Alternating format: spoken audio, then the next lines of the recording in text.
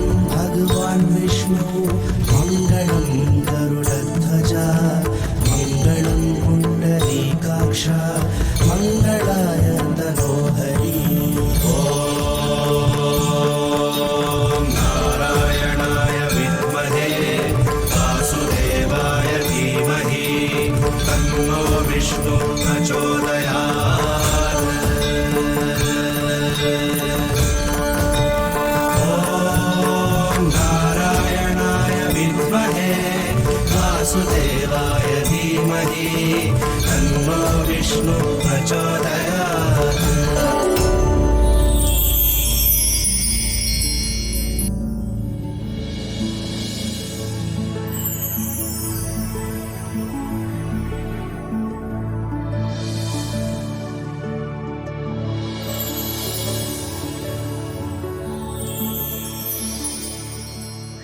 ಶ್ರೀನಿವಾಸ, ಪದ್ಮಾವತಿ,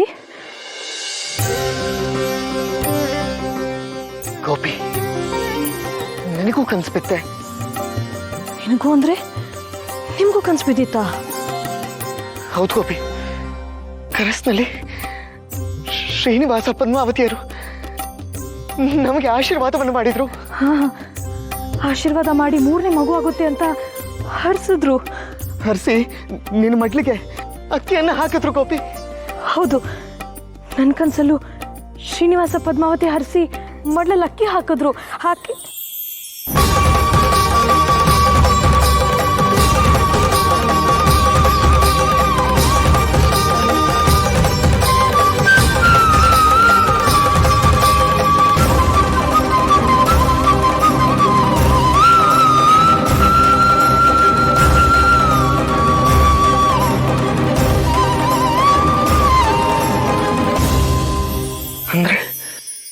ಅಂದ್ರೆ ಇದು ಕನಸಲ್ಲ, ಕನಸಲ್ಲ ಗೋಪಿ. ಗುರುಗಳು ಹೇಳಿದ ಮಾತು ಸತ್ಯವಾಯ್ತು. ಹೌದು, ನಮ್ಗಿದ್ದಿದ್ದ ಗೊಂದಲ ಎಲ್ಲ ದೂರ ಆಯಿತು. ಅಂದ್ರೆ ನಮಗಾಗೋ ಮಗು ಆ ಶ್ರೀನಿವಾಸ ಪದ್ಮಾವತಿಯರ ವರಪ್ರಸಾದ.